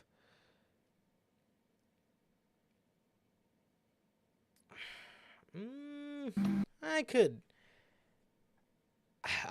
would hope Like not. what? But the thing is, who takes the title from Bayley? Because I would think with Tiffany. Or does Tiffany take, Tiffany. or like you said, if Charlotte comes back, does Charlotte shoehorn herself into getting the title just to, you know, then feud with Tiffany? Because I could see them doing Tiffany and Charlotte, which sounds like shit, because that means Charlotte would probably have to be the babyface. I mean, no, I mean, I guess they do portray. Well, I mean, Tiffany is a heel, even though people like her. I don't know what they got going on, but I don't know. It's weird, but saving just going Nia versus Charlotte, that sounds atrocious. That sounds even worse than Nia versus Bayley. It sounds like pure dog shit. I'm sorry. I do not like the sound of that. I don't think that I would. Fuck it. Again, help, make younger talent look good. Let's do Lyra Valkyria during versus Charlotte. That's how. Do that. I can't fucking speak, but you guys know what I mean. Lyra Valkyria. Fuck you. Fuck you. So yeah, I don't know, man. But if you would have asked me 2 weeks ago about the King of the Ring, I would have told you Gunther, and I would have had Gunther go after Cody.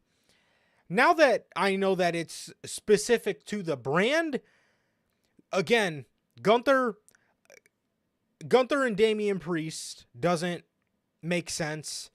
They have nothing to do with each other. No, you can't do that. Even though it's criminal that Gunther walked around with a faction for like 2 years and never hardly came into any other interaction with a faction other than the Brawling Brutes. So that in itself is criminal, but I don't know why they never crossed paths, being that they were both faction leaders. But, well, I guess Priest is like a discount faction leader. But anyway, you get the point. Yeah, now that I know this is brand specific, like I said, Gunther and Damian Priest doesn't make sense. Gunther and Drew McIntyre have no sense to cross paths. Gunther and CM Punk, just because we don't know who's going to be champ by SummerSlam doesn't make any sense. None of that makes any sort of sense. What does Gunther do after this? Fuck if I know. But I think it's going to go to Randy now. Now that, like I said, now that I know that these shots are brand specific, I think Randy's going to win King of the Ring and go on to face Cody at SummerSlam. I think so. You can't do Gunther. If Gunther goes for a world title, he has to win it. And he can't win it on Raw because CM Punk's got it. If CM Punk and Drew McIntyre got to go, forward and do their thing. So it has to be Randy. Randy's your only option at this point. Definitely, man. So those are your predictions for King and Queen of the Ring. So yeah, we will be on here live tomorrow after the show goes off the air with the official show review, man. And now moving on to Double or Nothing.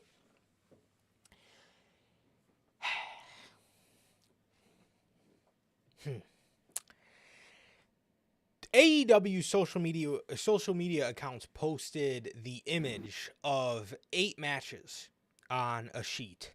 That was the full match card for Double or Nothing. And I was like, man, finally getting it, Tony. 8 matches.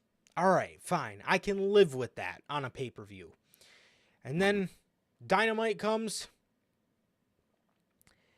and they fucking add 2 more matches that absolutely are the drizzling shits of this entire card.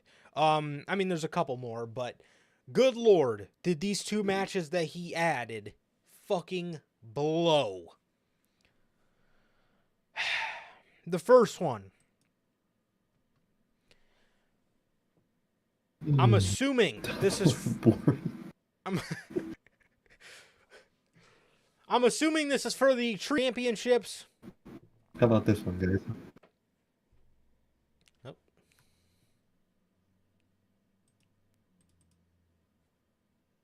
Yeah, go ahead. You just go ahead. Oh, you were frozen. What were you saying? You just came back. Breaking it out.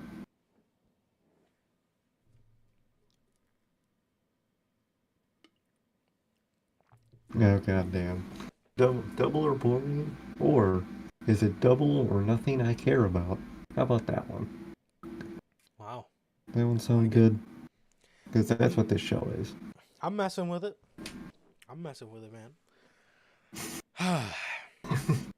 Dude. Fucking hell. Yeah, I don't know what that shit was on Wednesday. That was one of the most fucking unorthodox episode of fucking Dynamites I've ever fucking watched in my entire life. I don't know what they had going on that show. Yeah, very, very fucking unorthodox episode of AEW Dynamite. I mean, good lord. Yeah, it was fucking something, that's for sure. I woke up at 8:30 just with tomfoolery. Seriously. Oh, yeah. Seriously. So, I'm assuming this is for the Trios Championships. The Bang Bang Gang versus Death Triangle. Oh, man. First of all, did you hear that they're not Bullet Club Gold? I did hear that.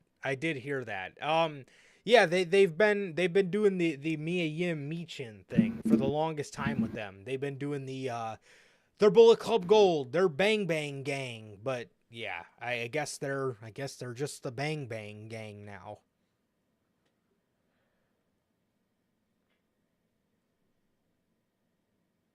That's ass, dude. Yeah.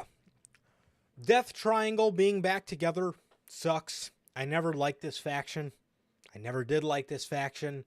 This faction was just always bleh to me. I always wanted the Lucha Bros with Andrade, and they fucking put them with Pac.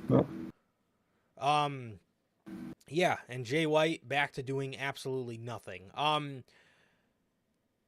Yeah, the Bang Bang Gang, I definitely think is winning this one. I don't see them losing the Trios titles. No, I don't. I don't see them losing their fucking dozen titles they have a fucking pile of. That looks like shit. They were carrying it around in a wagon on Wednesday. Fucking people with wagons, man. Fucking A. Yeah, it's gonna be an obvious Bang Bang Gang win. Sadly. I absolutely hate that. I bet they're regretting calling themselves the Bang Bang Gang as a Bullet Club Gold nickname, because that as the actual fucking group name blows. Garbage, dude. Absolute garbage. Yeah, I'm gonna go with the Bang Bang Gang to beat Death Triangle and retain the Trios titles, man. But it doesn't say on the little graphic it's for the Trios titles, so I don't know. Maybe it's an eliminator match. Maybe. But Bell, yes. Probably is. Yeah, I don't know what that fucking episode of AEW Dynamite was. That shit was fucking absolutely horrendous. It was horrible. Absolutely atrocious. Pure garbage. Pure tomfoolery. Up and down. Yeah. And as if this could not get any worse than Sir K. Freezing. Oh, there he is. Okay. As if this could not get any worse, AEW adds an FTW Championship 3-way match. FTW champion Chris Jericho versus Hook versus Shitbada. Oh my god. But like, wasn't that match on Collision to see who was gonna face him at the pay-per-view? Oh. Wasn't there a match on a Collision? No. That was that not for that? The match on Dynamite was Hook versus Shibata versus Brian Keith. They both tapped out Brian Keith at the same time.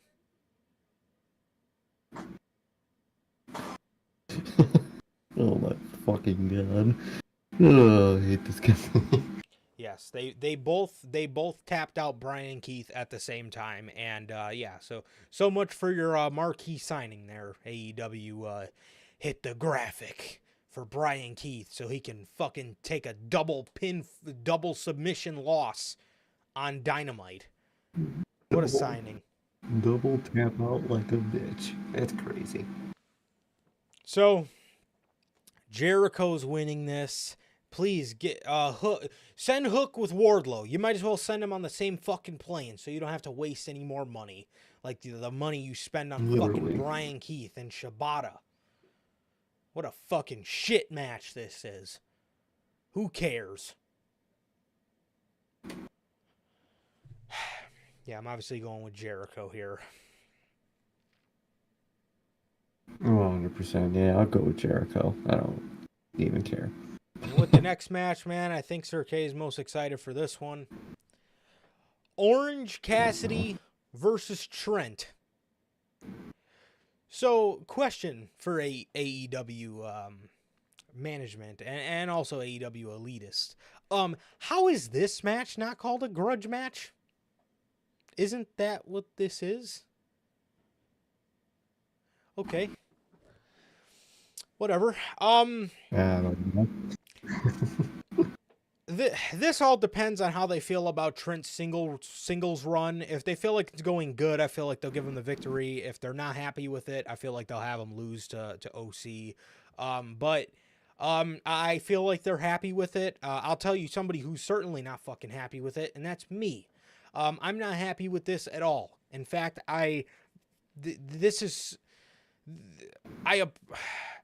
Again, I appreciate the effort to tell a story, but that's the problem here. You're telling stories and they fucking suck. Yeah. I'll go ahead and say Trent because I feel like Tony Khan's marking out for him, low-key. I think he does. I think he likes Trent for some reason, even though he's one of the most boring people in existence, in humanity's probably entire existence. Trent is probably on that number 10 list of most boring people ever existed. But Tony Khan loves the fucking guy for some reason, and I could see him winning and doing something of a singles run for a little bit until it crashes and burns. Guy's about as fucking bland as my fucking Arizona bottle cap right here. Literally.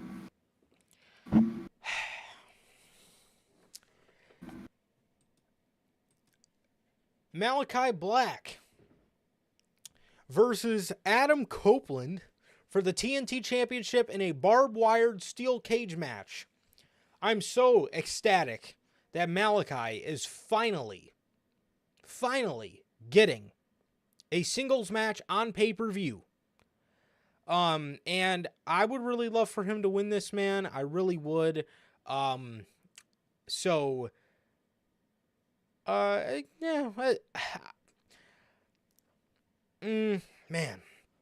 I want Malachi to win, but in all honesty, I'm gonna predict Adam Copeland. I think Tony Khan loves this, all this fun he's having, working the Cope Open. Thankfully, he took a break to tell a story with Malachi Black.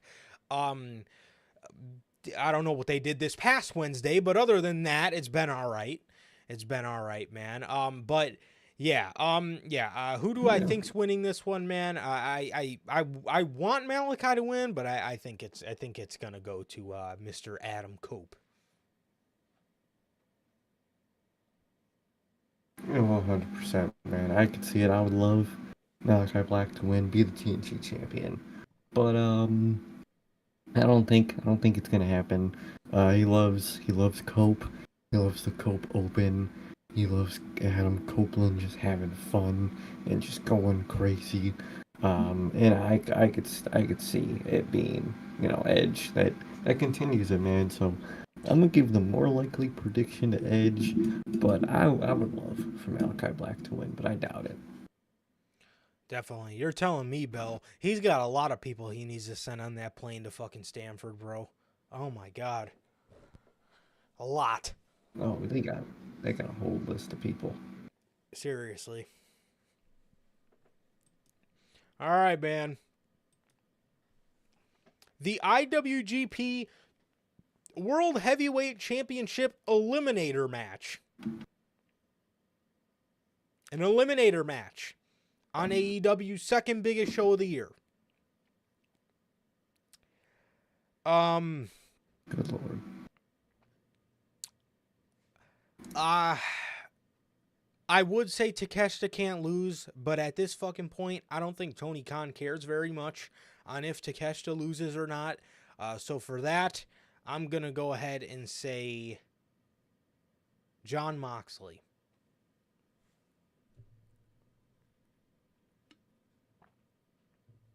Yeah, I would say more than likely Moxley will just retire. I could see Mox losing, but they are in AEW Sunday night, and it is Tony Khan, and he doesn't like Mox to lose. So either way, I don't give a fuck. But I'll probably give it to Mox. Yeah.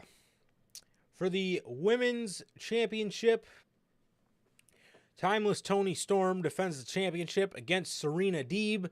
If this one has to even, if we even have to go on about why we think Toni Storm is going to win this match, there's a serious problem. There's absolutely no way Serena Deeb beats Toni Storm. Literally, there's no way. This is just a match to get Tony, to get Tony into the after this pay-per-view, obviously, and it's obvious Tony Storm win. Definitely, man. Definitely. And I'm very glad that Tony Khan did not hotshot Mercedes and Tony, and he actually let Tony's run, do its thing and tell the story with Mariah May instead of just hotshotting the title onto Mercedes. So I can appreciate that. 100%. I can respect that.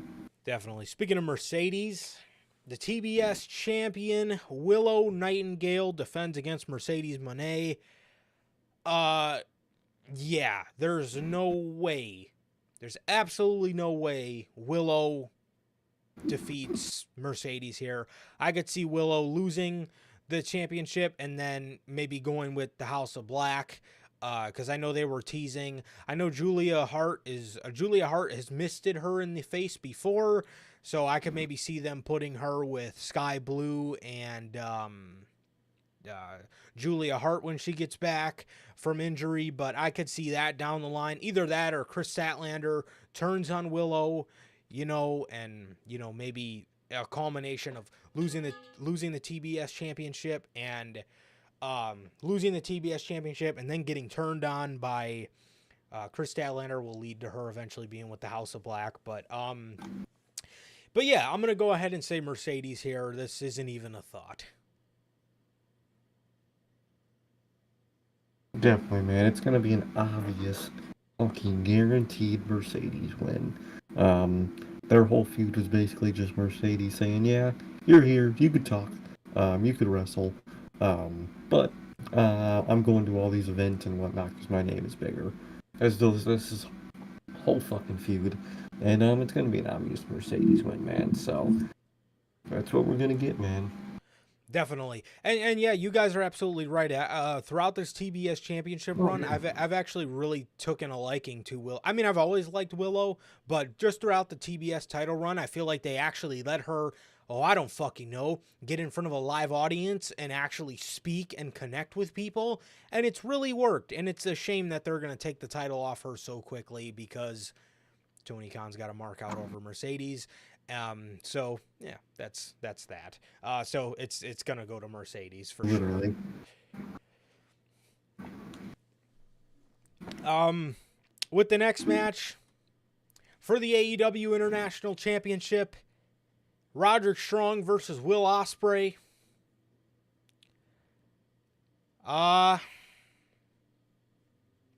Man, this one is tricky because if Will loses, you guys should be very scared for Swerve's title reign, because I honestly think Tony Khan's going to do the ultimate mark out move, and I think he's going to do the ultimate mark out move and put the championship on Will Ospreay if he loses this match. But if he wants to get a title on Will, just to get a title on Will because he can't help himself and he wants to keep him away from Swerve, I think he will win this match. But honestly, Will is undefeated, and I genuinely do not see Tony Khan having him lose. I think this one's going to go to Will Ospreay. And if it doesn't, be very scared for Swerve's title reign. Come all in.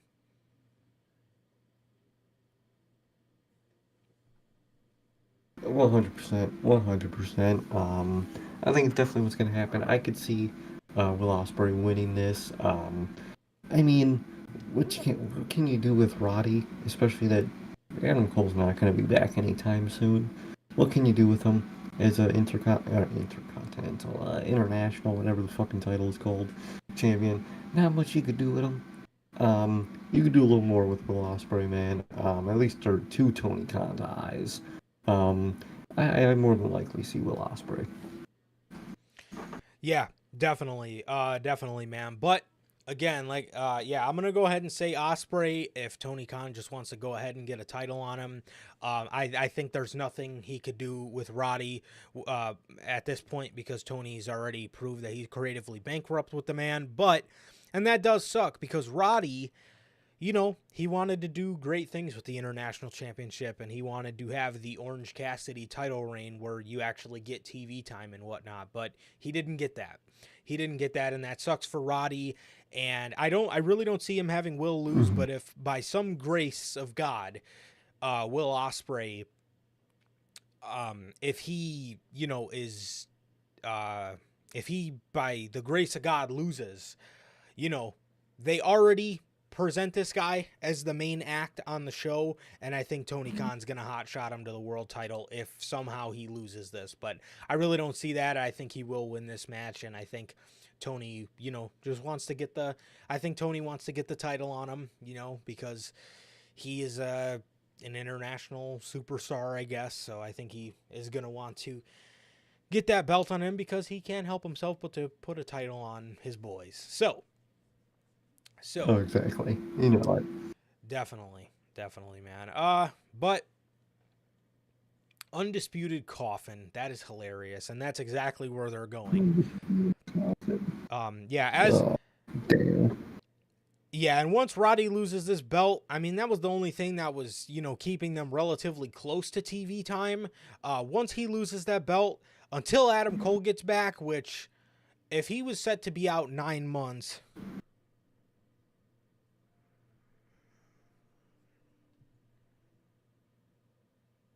you're looking at about June. Maybe July-ish. So you got about another month, but I mean, like I said, it's not like it's gonna help much because the fucking group is dead.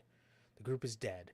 But either way, I'm predicting Osprey. Well, I would say. And with the next match for the AEW World Heavyweight Championship, the champ Swerve Strickland versus Christian Cage. Pretty good story they told. I have enjoyed it. I have enjoyed the story for what it is. However, I'm going to go ahead and obviously give this one to Swerve. There's no way that Swerve loses his first defense on pay-per-view. No, exactly. It's an obvious Swerve win to a good feud, but an obvious Swerve win nonetheless. Definitely.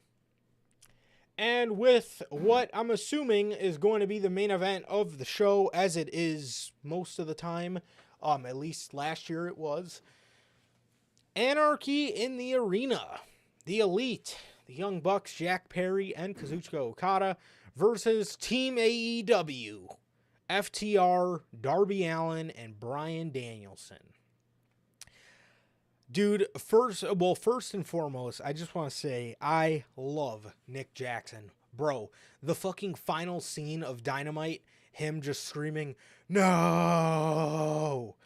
down the fucking, down the camera lens, absolutely was one of the funniest fucking visuals all year on Dynamite. And trust me, that show is fucking funny sometimes with the type of shit they like to put on our screens.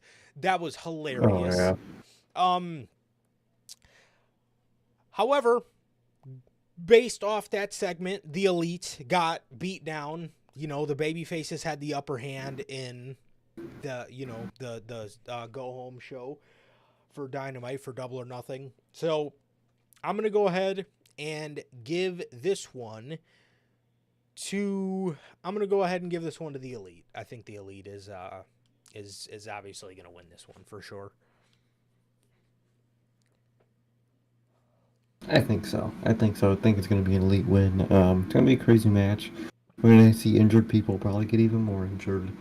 And it's going to be something, man. It's going to be something. Yeah, Darby had a flamethrower. Shit is wild, man. Tony Khan really dropped that man off. and he came out with a flamethrower. Crazy ass ending. Um, but it's gonna be an obvious elite win, and I'm curious where they go from there. I really am. Seriously, man. I think, I think obviously, I think, the elite is going to continue their run. They're having a great run. They're having a great run. As for Team AEW, I hope this is the last time we see FTR around these guys. But as for Darby, I hope this man fucking goes home and actually comes back when he's not limping and having a concussion, getting concussions under the ring, or at least feeling like he has a concussion under the ring. I hope that happens, and I really hope nobody gets hurt, and that is thing to say because Darby's walking into this match hurt, but that man is, once Tony Khan heard him say he wanted to defend AEW's honor, it was gone from there, man. This man started marking out instantly. He started marking out on an instant, man, and I think this one's going to go to the elite easy.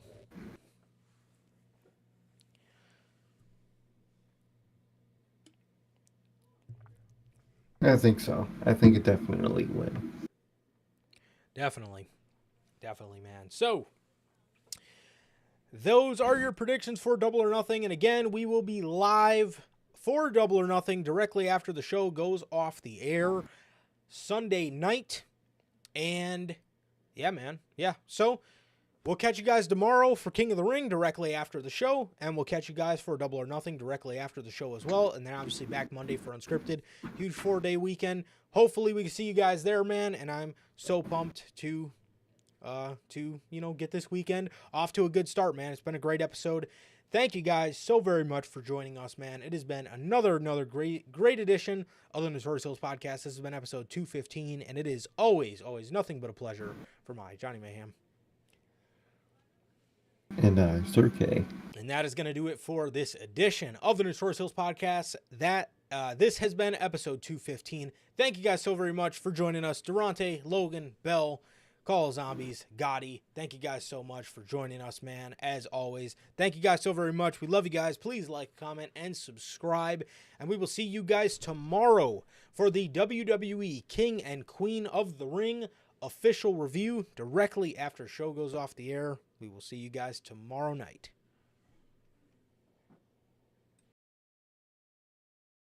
Peace.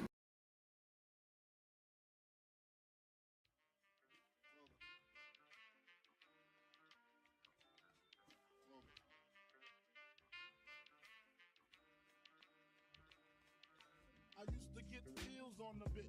Now I throw shields on the dick to stop me from that HIV shit. And niggas know they soft like a Twinkie fillin', playing the villain, prepare for this rap killing. Biggie Smalls is the illest. Your style is played out like Arnold, and that's what you talking about, Willis. The thrill is gone. The black Frank White is here to excite. Throw dick to dice.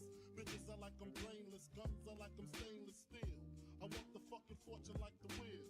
I squeeze cats till my clips is empty. Don't tempt me.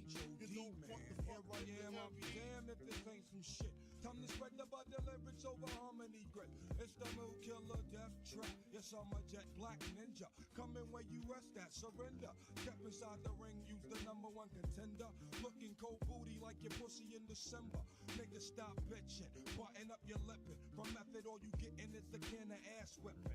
Hey, I be kicking. You, son, you doing all the yapping. Acting as if it can't happen. Your frontin' got me mad enough to touch something. You want from Shallon, Allen, and ain't afraid to bust something. So what you want, nigga? You want, nigga? I got a 6-shooter and a horse named Trigger. It's